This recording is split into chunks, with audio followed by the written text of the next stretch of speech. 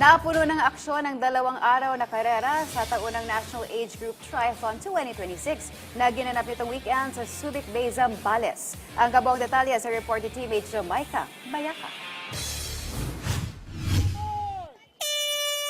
Halos nasa 300 triathletes ang nakipagkarera sa Subic Bay Freeport Zone sa Zambales para sa National Age Group Triathlon 2026. Hindi lang mga elite ang sumabak, kundi pati mga bata at para-athletes mula sa iba't ibang panig ng bansa na dumayo sa 2-day event mula February 21 to 22 na inorganisa ng Triathlon Philippines. Sa unang araw ng karera, tampok ang mga chikiting sa Super Tri Kids at mga talentadong youth athletes sa Super Sprint. Si Diego Di Mayuga ng Get Coach the Academy ang nanguna sa Under-15 Boys Division. Tinapos niya ang 500-meter swim, 10-kilometer bike at 2.5-kilometer run sa loob ng 31 minutes and 46 seconds. Nakuha naman ni Filipina-French Alena Bufa ang unang pwesto sa Under-15 Girls category sa oras na 37 minutes and 39 seconds. I'm so grateful for the support of my coaches and my family. I'm so grateful that I was able to perform today.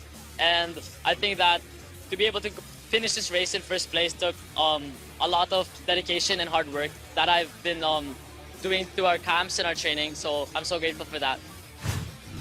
I didn't think I would get first. It was so unexpected. I just pushed really hard on the run to get first. To always have a good mindset and do your best.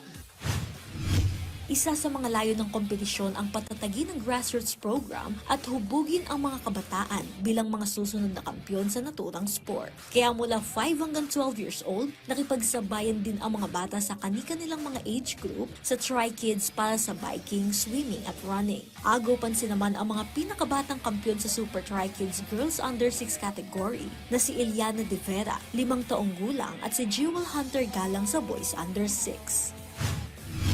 Kami po, we believe that we have to start them young.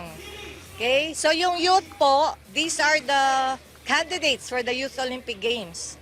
So they're really taking this seriously. And yung mga nag-race naman po today na mga age groupers, they look up to our national team. So masaya po sila kasi nakasabay nila sa karera yung national team. Ginagamit nila yung training nila to get their personal best. Ibig sabihin yung target time nila, dito nila kinukuha. Samantala sa ikalawang araw ng kompetisyon, tampok naman ang mga elite men, women at junior categories. Ang tubong Cebu na si Kim Andrew Remolino muling pinatunayan ang kanyang husay sa sprint at nadepensahan nito ang titulo at tinapos ang 750-meter swim, 18-kilometer bike at 5-kilometer run sa loob ng 56 minutes and 17 seconds. Hindi nagkakalayo ang agwat nila ng kanyang pinsa na si Matthew Justin Hermosa na nagdala ng 56 minutes and 21 seconds, habang ikatlong pwesto naman ang dating kampyon na si Dacian Carl Ramos. Nagunti-unti na lang kami mag-prepare for this race. So at least we were able to get the podium. The first place and the second, which is with my cousin Matthew. I think we were happy and we were very satisfied and shocked as well na we were able to break away during the bike and tuloy-tuloy na hanggang finish line. Super happy naman po kasi we were still able to maintain the 1-2 position. And then, we were surprised naman na nag-breakaway kami sa bike. Which is a good thing naman kasi medyo di po ako confident sa run nung karera kanina. Pero ngayon, so super happy naman. We got to maintain first and second po. Nanguna naman ang 36 anyos na si Alex Silverio sa para-triathlon sprint men. Ito na ang kanyang mahigit ikasampung panalo sa naturang karera. Masaya kasi nakikita ko ng community ng mga PWD, nagiging inspiration nila ako. In racing, in life, then nakita nila na nagiging kaya ko.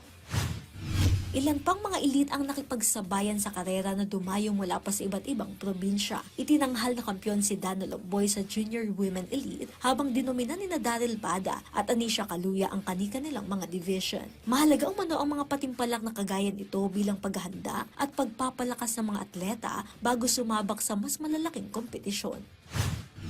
Maganda po ang naging outcome ng karera. Wala po kaming accidents. Wala po mga protesta. And happy po lahat na participants. So yun lang po, masaya na kami. Jamaica Bayaka para sa atletang Pilipino para sa bagong Pilipinas.